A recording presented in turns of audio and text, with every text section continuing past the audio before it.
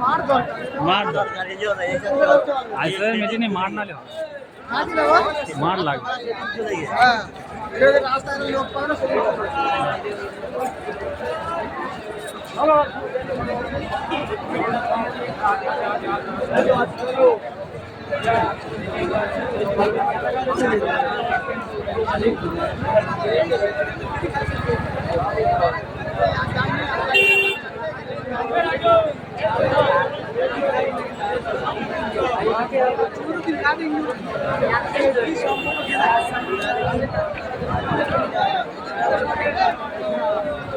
উপরে যা না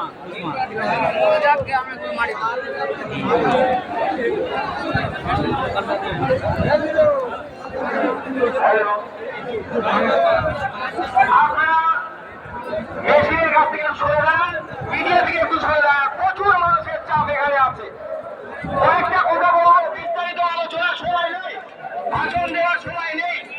আপনাদেরকে বলবো, আজকে আমরা তৃণমূল কংগ্রেস বিজেপির বিরুদ্ধে লড়াই করছিলাম। ইন্ডিয়ান সেকুলার ফ্রন্টের লড়াই ছিল, আগামী দিন লড়াই হবে। আপনার কাঁধে কাঁধ মিলিয়ে লড়াই করবে।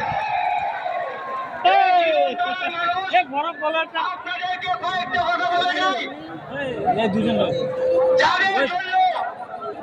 আজকে তৃণমূল কংগ্রেসের যে সমস্ত নেতারা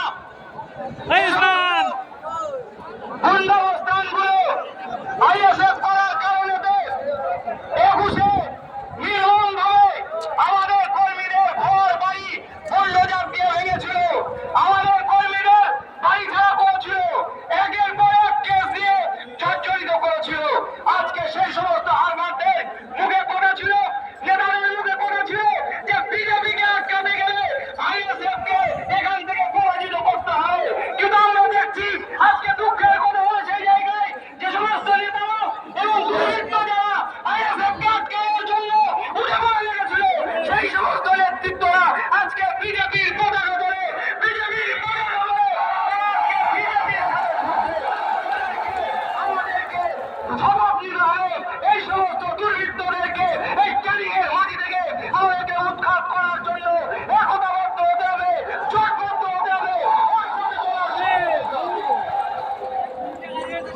বন্ধু সাথীরা, আপনাদেরকে বলবো, যারা বিজেপি করছে, যারা বিজেপি করবে, কিন্তু যারা নওশাদ সিদ্দিকীকে বলবো বিজেপির দালাল দেওয়ার, যারা বলবো নওশাদ সিদ্দিকীর উপরে ব্লেম দিয়েছিল, দোষ চাপিয়েছিল যে নওশাদ সিদ্দিকী বিজেপির দালাল, আজকে আমি সেই সমস্ত তৃণমূলের বন্ধুদেরকে বলবো,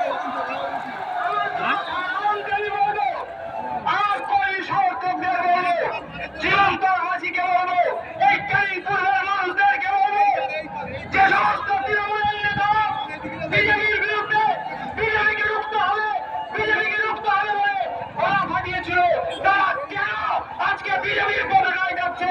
তাদের কাছ থেকে কৈফিয়ত দিতে হবে আপনাদেরকে। বন্ধু সাথী আমার, আপনাদেরকে বলবো, আমরা লড়াই করেছিলাম একটা